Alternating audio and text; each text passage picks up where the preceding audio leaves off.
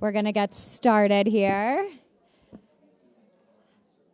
Welcome to the 29th season of Winter Words. Hi.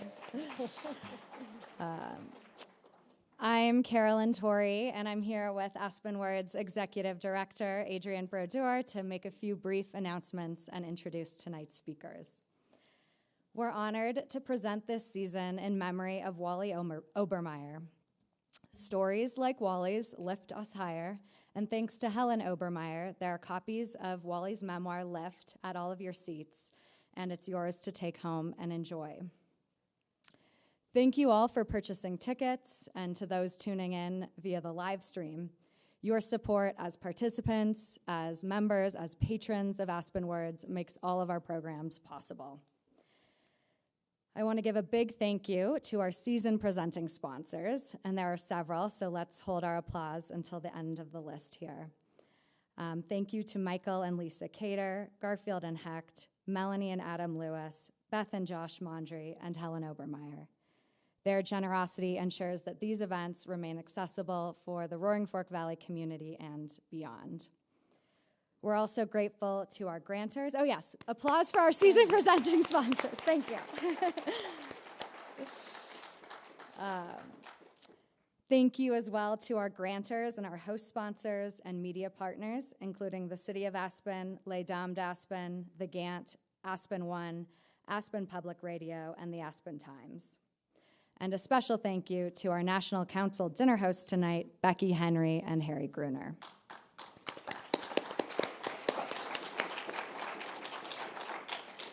And one last announcement, please keep an eye on your inboxes later this week. We'll be launching early bird discounted pricing for Book Ball, our annual gala taking place July 10th and featuring Jonathan Franzen.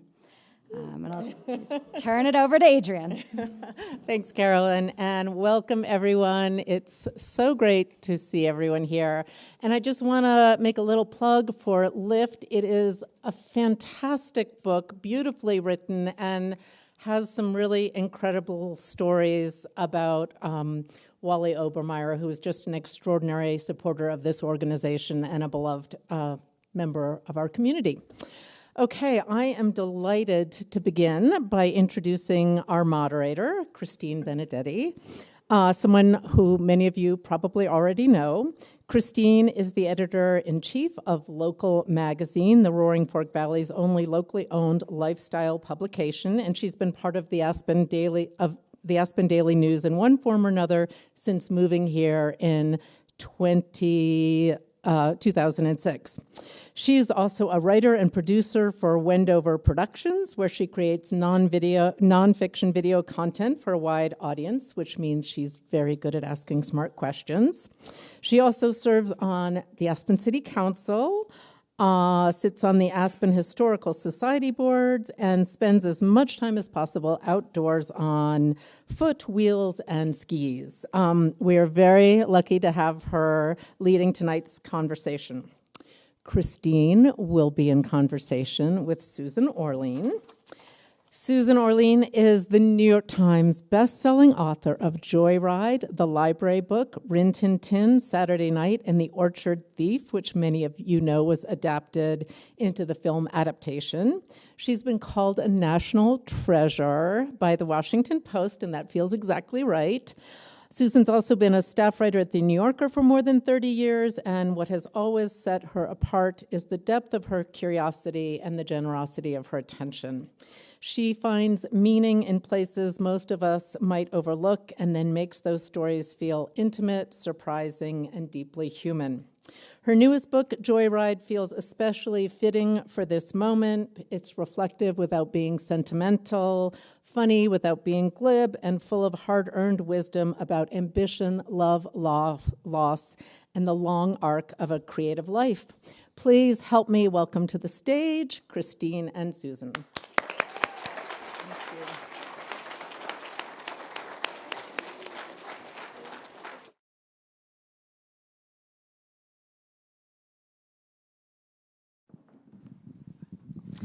Hello. Hi, good evening. Thank you all for being here. Thank you to Aspen Words and thank you to Susan for joining us. I'm so thrilled to be here, and the fact that I can barely catch my breath has nothing to do with my pleasure in being here. It's that I haven't been at altitude in a long time. It still happens to all of us too, so that makes me feel better. Yeah. Actually, I want to jump right into it and start with Joyride, because I feel like that's a great conversation launch point for a lot of the things and themes that we can talk about tonight. Joyride is a memoir, and you've called it The Story of Your Stories. You're the author of 8 books, countless magazine articles, and we'll get to some of those, but I want to talk about the personal side first. Why did you decide to write a memoir now, and what did it feel like to turn yourself into the subject? well, I had long resisted writing a memoir. In fact, I think I've probably stated very plainly that I would never write a memoir.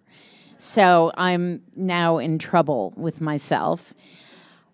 I think a number of things kind of added up to me doing this. One overarching fact was, I think during COVID, I, like a lot of people, began being sort of reflective and thinking about what life was all about, since we were all in such a sort of exaggerated moment of figuring out what mattered to us.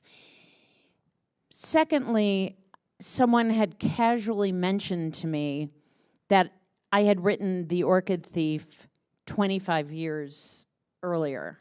And I thought, I'm not even 25. How can I have written this book 25 years ago? It was so shocking to me. But to be honest, I first began by thinking I would write a book about writing, which really appealed to me because I love teaching and I like the idea of talking about how I write and why I write. And I thought I would take one story and really break it apart and kind of analyze it. And as I began doing that, I thought, well, I kind of need to tell you how I came to do this story. And in order to tell you how I came to do this story, I kind of need to tell you the story, whatever story I had done right before that. And I probably should tell you where I was living at the time. And and it kept going back further and further and further until it was the moment of my conception. And I thought, okay, I guess this is going to span more time. And it was very different for me to look at myself as the subject. And in the beginning, I felt rather awkward. I thought, what I'm good at is noticing the world around me. How can I notice myself? It felt really like a challenge that I didn't quite know how to address. So the first thing I did was I hired a journalist to interview me.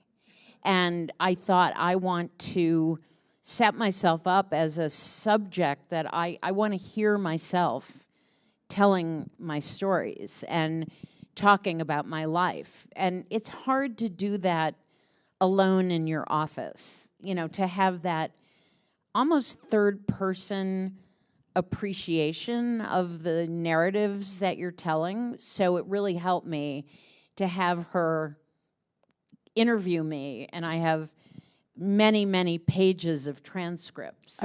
How long, or how many interviews did you have? How long was that process? We did many hours over spanning like 2 months' time. So it was a lot.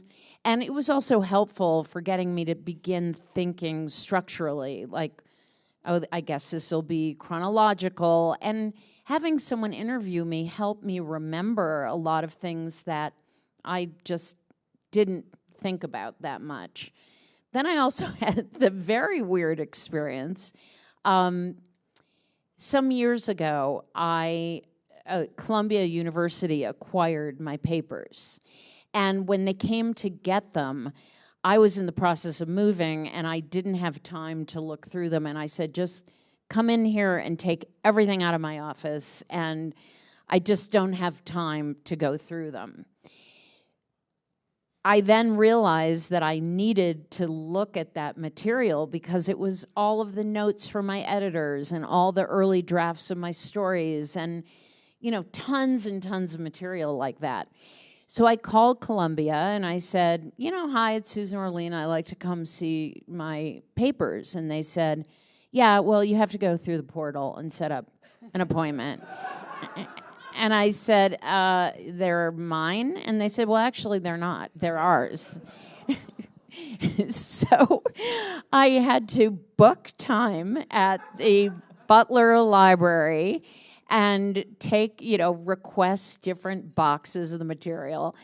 The great thing is that, you know, this was material that a lot of it I hadn't even remembered that I had saved. I had my first book proposal, which never got bought, and I don't know why I saved it, but I did. And it's at Columbia, and so I was able to access all of this wonderful sort of the flotsam and jetsam of my professional life. There were a few things that got in there by mistake, too. I mean, along the way, they would call me occasionally and say, you know, there are a few things in here that we don't think you meant to have in the archives. And I said, well, like what? And they said, well, like your tax returns. So we did a little bit of editing. Redacted. Yes. I was curious about the archival material and how much that informed your writing. And that leads me to ask how you chose what to tell in your memoir, and then what did you choose to leave out, besides your taxes? Right. Oh, that's in the addendum in the book. You know, that's the great challenge of a memoir. Obviously, you don't want it to detail your life in real time. And, I mean, I would say the great art of writing is all about what you curate and what you choose to leave out. What you want to give the reader is the compelling telling details, and not every, you know, exquisite bit of information tracking each and every moment of your life. Or even in a story, you don't want to include all the information. You want to use your editorial judgment to pick what goes in and what goes out. For me, one of the big questions was, how personal did I want this to be? I saw it all along as a bit of a hybrid. I wanted it to be primarily a book about my life as a writer. But you don't become a writer in a vacuum. You know, it's part of who you are and how you grew up and how you became who you became. But I did feel that I was making choices, some of which were just practical, that, you know, there was too much to include. I certainly didn't include the backstory on every story I'd written. I could have had another whole volume. And it's kind of sad because there were so many other interesting stories that would have been fun to tell about the stories I've written. But that's just a matter of choosing. You know, I chose 3 major stories to really focus on because they represented very important kind of milestones in my career. And then I talked a lot about other stories, but I didn't go into as much detail. It was a matter of just editing and saying, I can't have this be a 500-page book. Right, and for the audience, the stories that you chose to tell about are The Orchid Thief and Rin Tin Tin, and then the library book. Yeah, and in Joyride, I detailed 3 magazine pieces. One was a piece I did for Esquire called The American Man Aged 10. One was a story I did about Bhagwan Sri Rajneesh. and his Oregon headquarters, Rajneeshpuram, it was the first story I had ever had published in a national magazine. And the third was just a story that was very important to me. I traveled with a Black gospel group in the South for a couple of weeks, and it's just a personal favorite that also brought up some interesting issues about nonfiction reporting that I thought could be illustrated. So I really focus on those, but as you say, I've written many, many, many more stories. I just thought it'll mean more to the reader to really zero in on 3 significant stories and talk about them. I enjoyed so much reading about the process, and a lot of it resonated with me as a writer. This is a group of readers and probably writers, and I'm curious how the book has been received from a group of writers and readers, and then more generally to a broader audience. Well, it's interesting. As I was saying earlier, I think to Adrian, is that there are some people, because of how I came up in the world of journalism and the timing of my career, there's a certain sort of nostalgic quality writing about an era that is mostly gone, an era where, number one, more magazines existed. Many of the places I wrote for are gone. Sunday magazines that were part of the big metropolitan newspapers, and I'm sure many of you remember they were a big part of where you would get these longer feature stories. Those are all gone except for the New York Times. I started my career at alternative news weeklies. Again, those are, I would say, 95% gone. So, you know, there were a lot of people who read the book and saw it, at least in part, as a kind of nostalgic look at a passage of that particular era of journalism. But I didn't intend it to be this sort of hand-wringing, oh, the good old days. That wasn't my intention.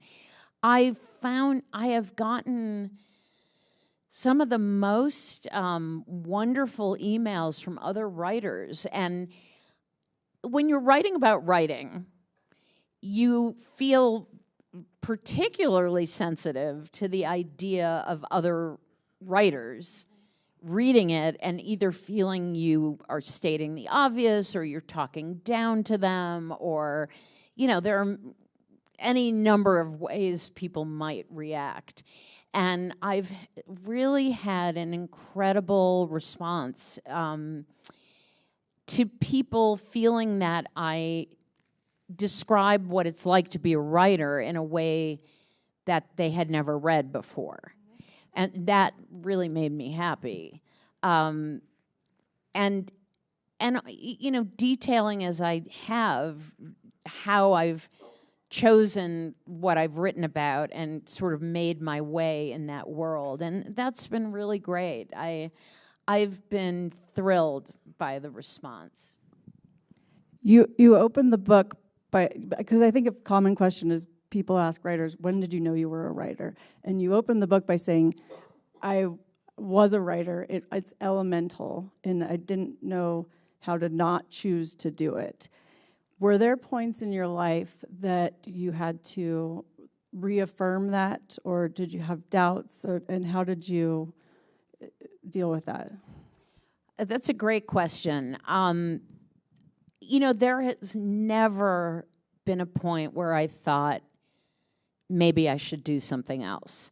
There have been moments where I have thought there's so much pressure, the performative quality of being a writer, getting reviewed, having a story come out, worrying if people like it, that sometimes that pressure feels really crushing.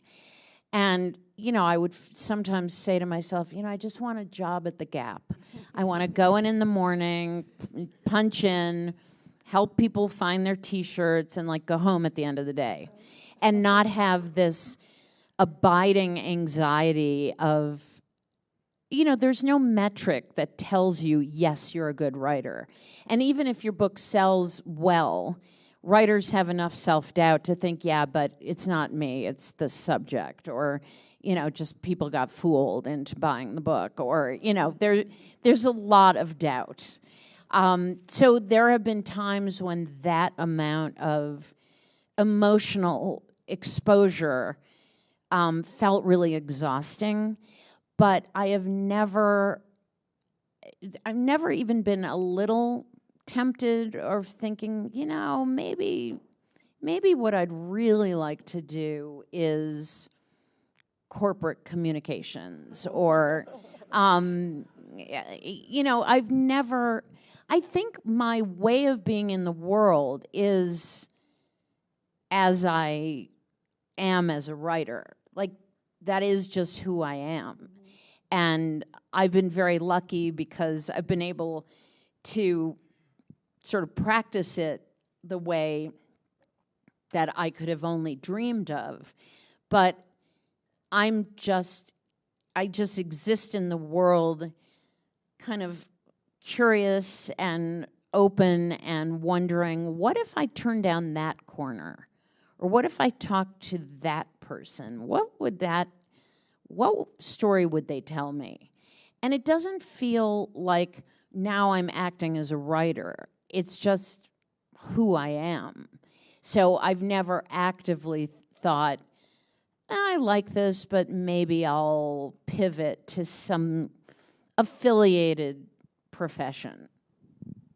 That staying curious is something that you say your father imparted on you, and he late in life said he thought he could have been a writer, but it wasn't at some point. What do you think that says?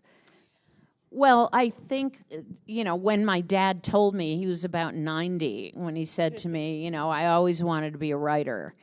And it dawned on me, it made perfect sense to me, because he was the most open, most curious person I knew.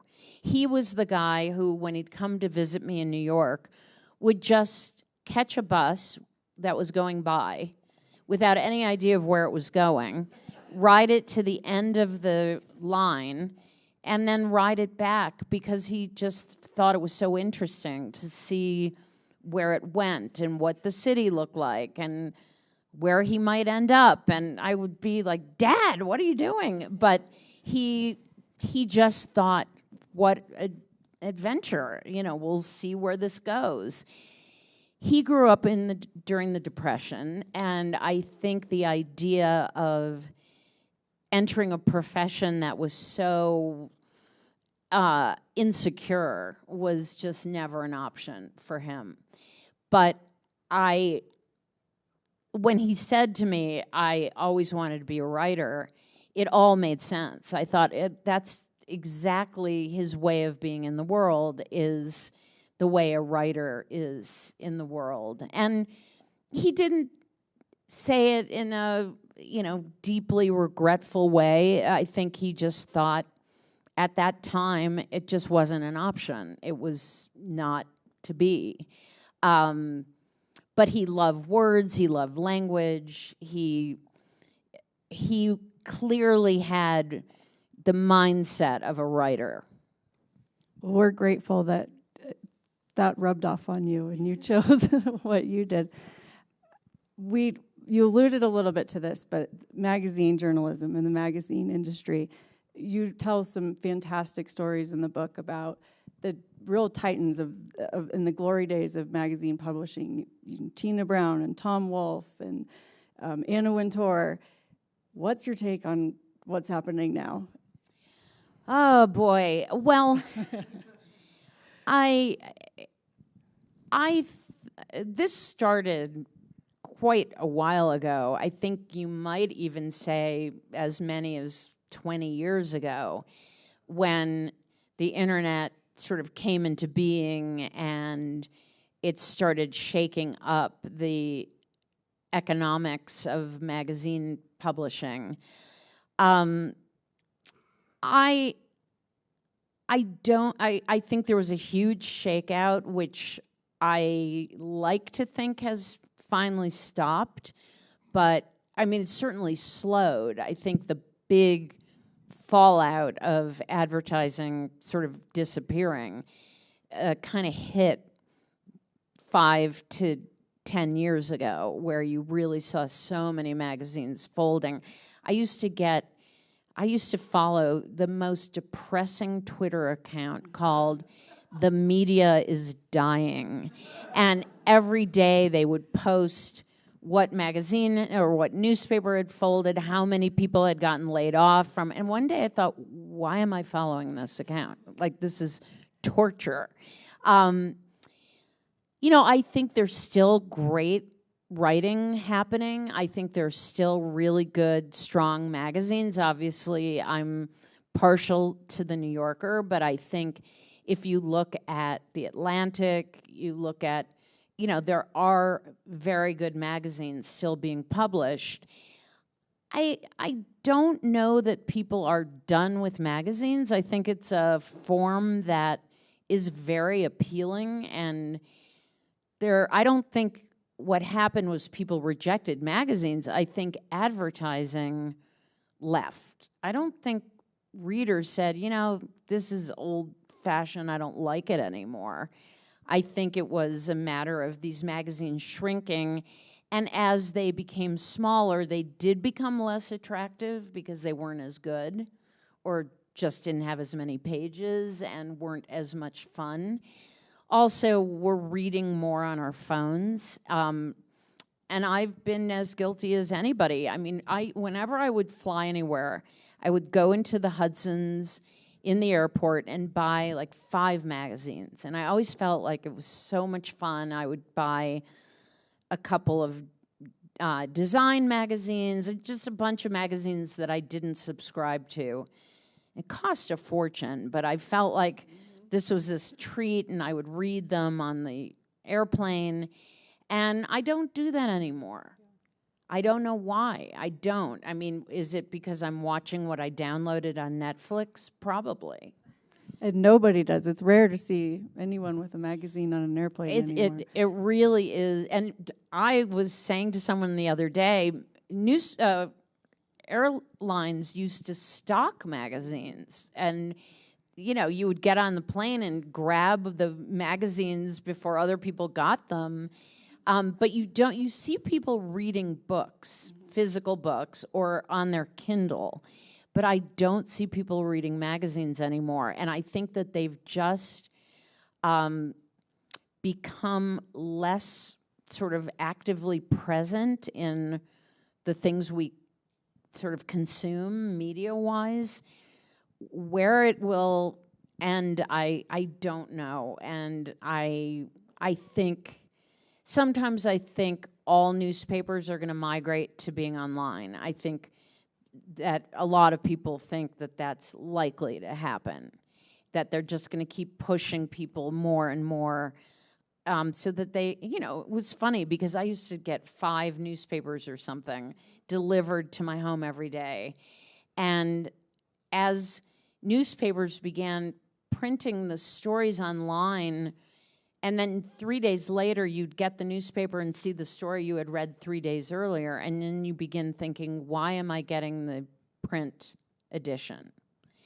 So we don't get any print newspapers anymore. I mean, I read 3 newspapers online.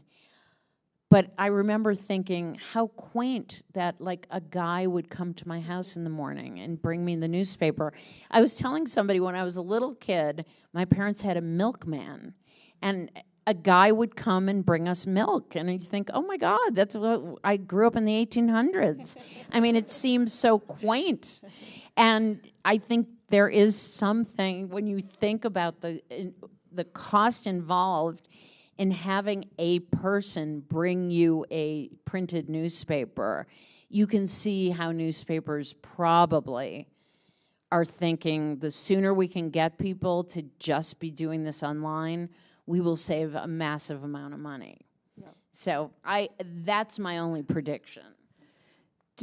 We talked about this briefly backstage, so I hesitate to ask this question, but do you have advice for people looking to get into reporting and magazines specifically, because that's what you're familiar with, but young writers, what do you tell them? Well, often I sort of apologize to them because most of my good advice is no longer relevant. You know, the advice that I used to always give to young writers: move to a small or medium-sized city, get a job at the newspaper there, start asking the editor to let you write longer stories. You know, it's never been easier to get published. It's never been harder to get paid for it. You know, anyone can have a Substack or a newsletter or, you know, but that's not the same as working with an editor and with a fact checker. And also, when you look at the whole universe of the blogosphere, Substack and so forth, those are, it's not easy to convince yourself to do a reported piece for that. It really is a platform that encourages first-person, chatty recommendations, essays, not reporting. And that's what I worry about for a young person who says, I want to do reported narrative nonfiction. It's very hard to do that. The only thing I can say, and the bright spot in all of this, is that as the print world shrinks, the websites for all of these publications get bigger and bigger. And, you know, the New Yorker, when it was just a print magazine, had a specific hard limit on the number of pages, and that was based on the number of ads that were in that week. Websites can be bigger and bigger and bigger, and they cost almost nothing to get bigger and bigger. So if you're a young writer, your in is more likely to be through the website of a magazine than to the print part of the magazine. And I think that's where publications have more, they're more open to young people who are kind of enterprising. The main thing that I tell young writers is the single most important thing you can cultivate if you want to do narrative nonfiction is good story ideas. And too many people say, I want to be a writer. And you say, what do you want to write about? Oh, I don't know. And you think, well, no, it should be the other way around. You should know what you want to write about and spend as much time and thought as you can expanding your set of good ideas, and go to an editor and say, I have a great story idea. Not, I want to be a writer, but I have a great idea, and once you hear this idea, you're going to give me a shot at it. I don't think we emphasize that enough when we're talking to younger people who want to become writers, that they need to be out in the world developing ideas, and that's what they're going to bring to a publication and get an assignment. I like to hear that. That's optimistic, and it is very solid advice. It's not, finding ideas and things to write about was never a problem that you seem to have in your career. Well, I've been lucky. Probably part of it is just that I never tried to censor myself, that if I had an idea that I thought was great, even if it was weird, I still would go and say to my editor, I want to do a story about taxidermy. And they might say, like, what? And I would explain why I thought it was a great idea. So I never censored myself thinking, oh, they won't like this idea. But also, I I think this all gets back to curiosity. Like, you can be in the world and feel like there are no stories, or you can be in the world and it's just bristling with things that you want to learn about. I think if you want to be a writer, you should feel that there are always little tentacles reaching out to you saying, here's a great idea, or here's a new person to talk to. And I mean, when I went in for my first meeting at the New Yorker, and I was told to bring a couple of ideas for Talk of the Town pieces, and I think I brought about 30. And, you know, half of them were terrible. You know, that's part of what it takes. And I think, you know, not trying to focus group an idea, or no, first of all, you need to get your mind spinning in that way. Look at the world as a place filled with interesting things to learn about, and that's your practice as a writer. It has to be that you are constantly looking at the world and thinking, this is an interesting building, who built it? Or there's an interesting person, who is that? And secondly, you have to advocate passionately for those stories. Most of the things I've written about, many of them sounded at first glance very unpromising, but I really believed in them as ideas, and I was able to say, I know there's a great story there. You've just got to let me go do it. Do you have a story that you have not been able to do yet, or has been elusive for you, or not the one that got away, but the one you still haven't been able to catch? Well, I have a lot of ideas that I just haven't found the time yet to do.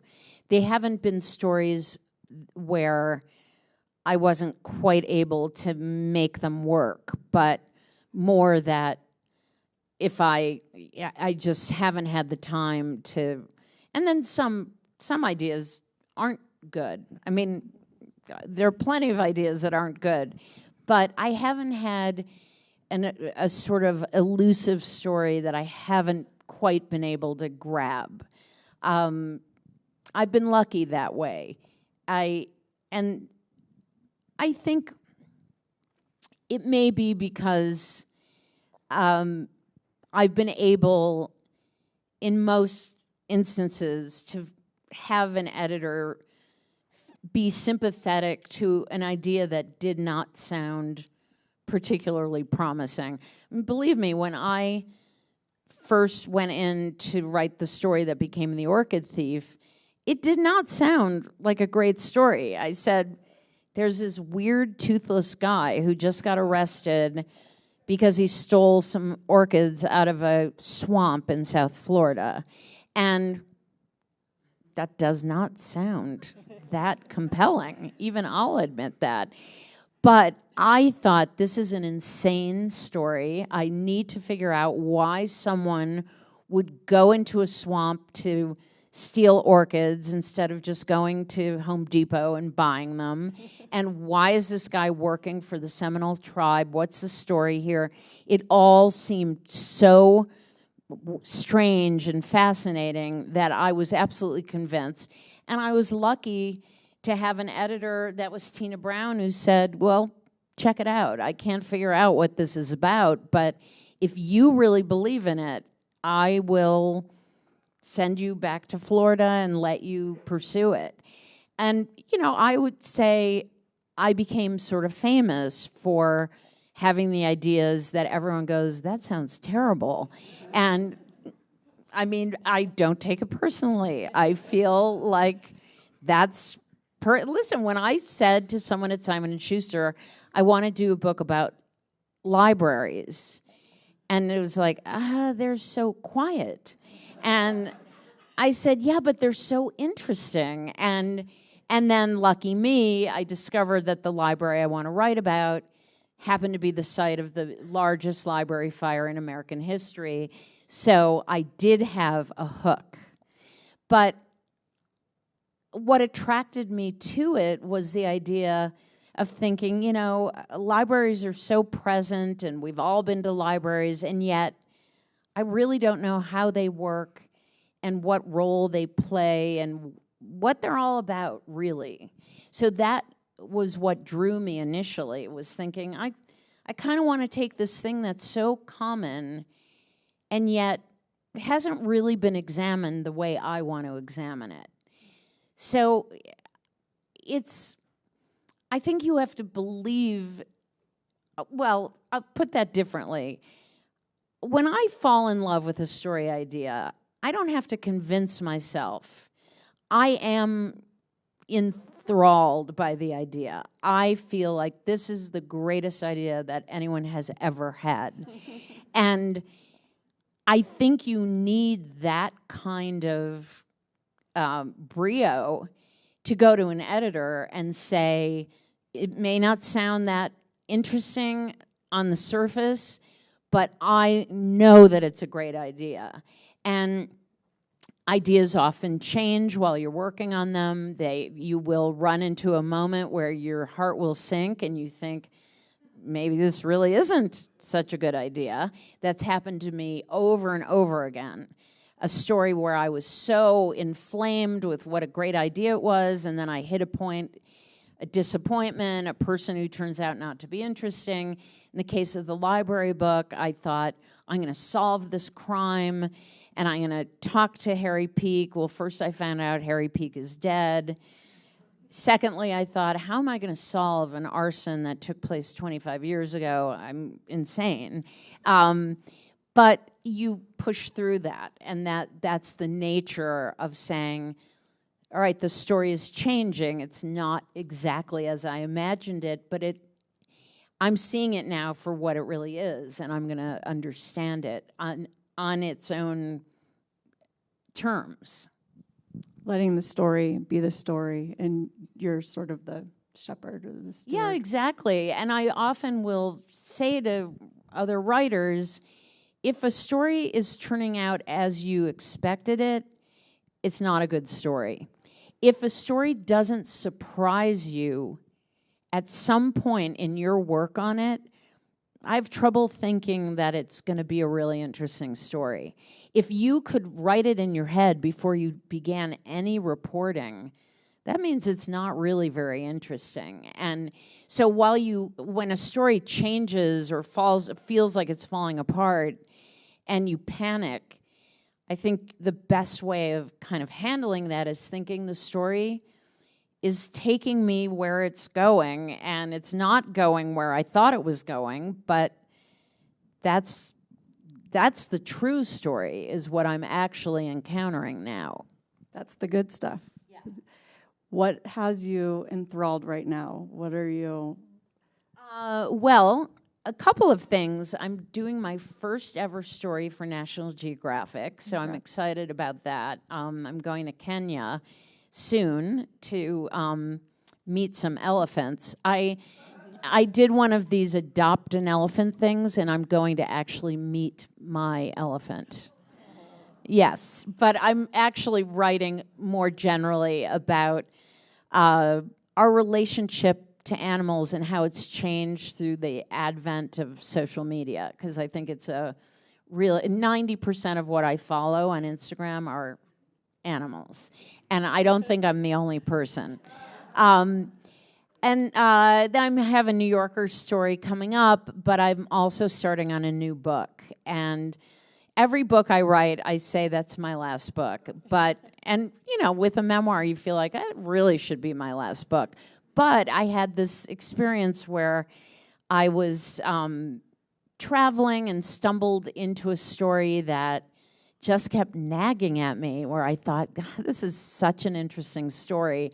And I finally surrendered to it and decided it was too good to resist. So I don't want to say too much about it because it'll probably take me forever to write it, but it's a cool story. Well, we'll all be waiting. I always like to ask writers what you're reading right now, because we are a group of readers. Yeah. So can you give some book recommendations and Sure. what has you excited right now? Well, I've been doing lots of audiobooks. I've found that I can increase how much I read if I'm doing audiobooks, and I've been really loving it. I'm now reading a book that came out in the 80s called Transit of Venus by Shirley Hazard. And it's one of these books that gets referred to frequently, and I finally thought, you know what, I've got to read it. So that's been really interesting. Before that, I filled in an embarrassing gap in my reading history. I realized that I had never read Lonesome Dove. And I had seen the miniseries and was absolutely enthralled by it. I think I cried for a month after I saw it. But I thought, you know what, I've really got to read this. And I happen to love Westerns. I don't read lots of them, but I sort of love the genre. And it was, I have to say, doing it as an audiobook was phenomenal, because it's a very long book. It was read by the actor Will Patton, and it is phenomenal. It was so great. And as long as it was, I didn't want it to end. I read a lot of stuff that's more current. I just read the book that won the Booker Prize, Flesh, by David, I don't know how to pronounce his name, Saleh, I think, which was really interesting. I try to read a lot. I mostly read fiction. As I begin the reporting on my new book, obviously I'll have to start reading a fair amount of stuff that's background material, and I'm excited about that too. Great, thank you. I think we have time to open it up for a few questions. Anything I didn't ask, and people want to hear from Susan. So we have 2 mics here if anyone wants to. And don't be shy. Yeah. Please. I'm not sure I have a question, but I want to welcome you to Aspen, and thank you for Joyride. I grew up in Shaker Heights. No way. Yeah. And my sister was in school with you at Shaker. And Who's that? Ivy. She was a little younger, so you might not remember her. But I just love Joyride, and I thank you for that, and welcome to Aspen. Oh, thank you. And that's so nice. Any questions? Nobody? Here they There come. we go. So you take such a deep dive into these people, and you find them so interesting. Do you keep in touch with them? Do you follow them? Where is Colin Duffy today? Where is John LaRoche? You know, that's so funny. Most of the time, after you've finished a story, you know, I so often write about people with whom I have nothing in common. And when the story ends, you know, we're intensely connected while I'm working on the story. And then when the story ends, we don't have, like, the basis for, like, an ongoing relationship. I don't want them to feel that they have to keep in touch with me, and I don't sort of hover. On the other hand, in the case of Colin Duffy, it was very funny. Not that long ago, his mom called me and said, this is the 10-year-old boy that I had profiled. His mom called me and said, you know, I just wanted to say hi. I thought you might want to hear how Colin's doing. I said, oh my God, he must be like 12 or 13. And she said, Susan, he's 30. But generally speaking, I have not kept in touch with people through not any. John LaRoche I was in touch with because when Adaptation was made, we were at a number of events together. There's no, like, ill will at all. It's that, you know, their lives go on, my life goes on, and every now and again I will still, you know, hear from someone or be in touch with them. It's a little poignant, but I wrote about that a lot in the book because it is something that you wonder about. And I today talked to someone who is one of the few people that I really became friends with that I've written about. And it's really the exception rather than the rule, I would say. I mean, unless you're writing about people with whom you have a lot in common, but the fact is that gets really complicated. It's not that easy to write about people and identify with them as a friend at the same time that you're writing about them. I mean, it can get, it's a lot of different levels of emotional connection. It's a little like saying, you know, do you hang out with your therapist? You know, it's not that it's like, ew, I would never hang out with my therapist. It's like there's something of a barrier there that I would say usually doesn't end up crossing unless it's a celebrity profile and you just want to tell people you're friends with Tom Hanks and, you know, drop the name occasionally. Other question. I know you love animals. What do you have? How many animals? Well, right now I just have 2. I have 2 dogs. My cat died, which I still feel terrible about. And I have a 15-and-a-half-year-old Welsh Springer Spaniel and a 5-year-old Smooth Fox Terrier. And the terrier is like having 10 monkeys. So, but, you know, when I was living in upstate New York, I had a lot of chickens, I had turkeys, I had cattle, I had ducks, I had geese, I had guinea fowl. I had a lot of animals. And living in the city limits of LA, it kind of constrains me a little bit.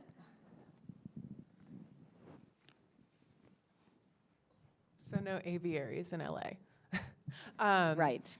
So I wanted to ask, a lot of writers like to talk about process and practice.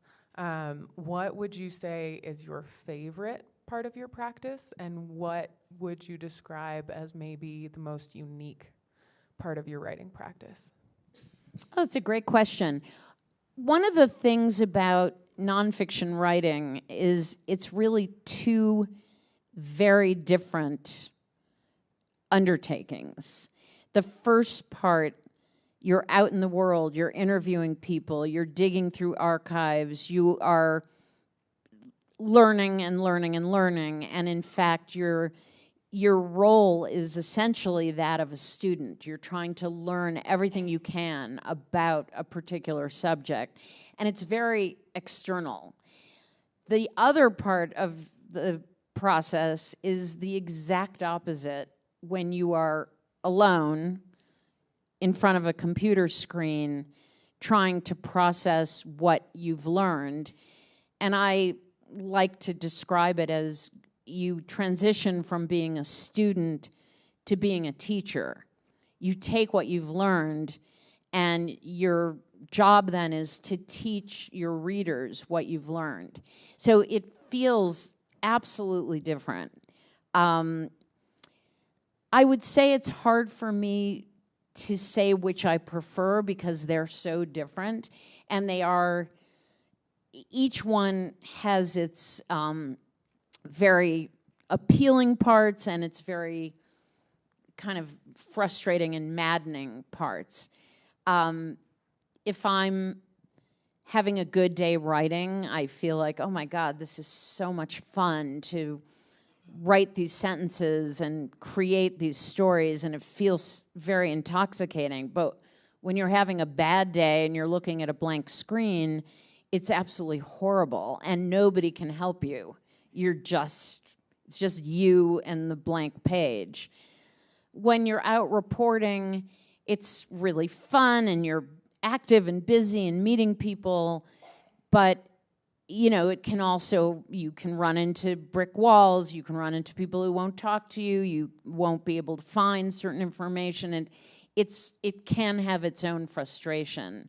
So it would be hard to say what's my absolutely favorite part, because those 2 practices are so different, and each one has that great, in the beginning when I'm reporting, it's so thrilling when you feel like I'm learning so much. Every minute I'm learning something new, and that's really fantastic. When I write a lead that I think really works, I'm in heaven. Like, to me, that's my favorite moment in writing, is when I write a lead and think that's a good lead. The most unique, probably in this day and age, the most unique part of the way I sort of conduct my writing life is that I take notes by hand. And more often, people are so shocked hearing that I don't tape my interviews. And I have all sorts of reasons for preferring to take notes. Most of all, I feel like it is less, it has less of a chilling effect on the people I'm interviewing. People don't seem to mind when you're scribbling, and they do get very uptight when you turn on a tape recorder.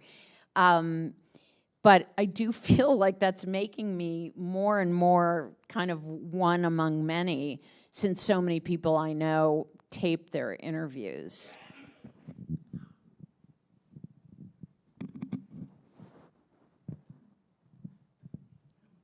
Thank you so very much. You mentioned you don't want to bring in everything. How do you determine when there's nothing left to take away, when it's finished? If you can explain that a tiny bit more. So how do you know when it's over? In other words, when you've completed the story? Because I think earlier you had said, you know, to bring in all the detail and all. Right. And so is it something you come back to, or do you do it? Do you say, oh, that's not germane or important? And then how do you complete, like when there's nothing left to take away? Right. Well, that knowing when you're done is an extremely important part of the process. And it's, you know, the reality is nothing is ever done. There can be no done piece of writing. It's just not possible. It cannot be measured in those terms. I think it's an intuitive sense that you've completed a circuit in the storytelling. I feel like stories do have something of their own kind of energy, and there's a point where you feel like you have made your case and you're bringing the reader down from this sort of intense loading of information and narrative, and that you're rounding it off. It's something that I think you just intuitively feel that the story is coming to its end. I don't think there's a single measure that lets you know, unless, I mean, the reality is often you are writing for a certain length. And so while your own narrative clock is running, there's your awareness of this is a story that's supposed to be 5,000 words. So at 4,000 words, I need to start bringing the tempo down, bringing the story to a close. In my book, I felt that I had sort of written up to the present moment enough that it really felt like the end. And then the end of the book, in Joyride, I wrote about writing endings. You know, it felt like the perfect place because I talked a lot in the book about writing leads. And then I suddenly thought, I know how I'm going to end this book, because the only real way to end a memoir is to say, and then I died, you know, and like I wasn't going to do that book. So it suddenly occurred to me that writing about writing endings felt like a very meta, but also very real way to end the book. It just felt right. I write very much with an awareness of the kind of tempo of the writing, and I feel like you want to slow things down at the end and bring your reader down to a good, comfortable settling point. And it's something that I think you just sense in your writing, that it's time now to kind of bring this down and sort of tie it off at the end. Gosh, that seems like a good place to wrap up. Thank you. This has been a pleasure, Susan. Thank you so much. Thank you all for being here. Susan will be signing books. Explore has books for sale in the lobby. We will kindly ask for you to allow her to get out first, and then you can join her in the lobby. So thank you all for being here. Thank you so much.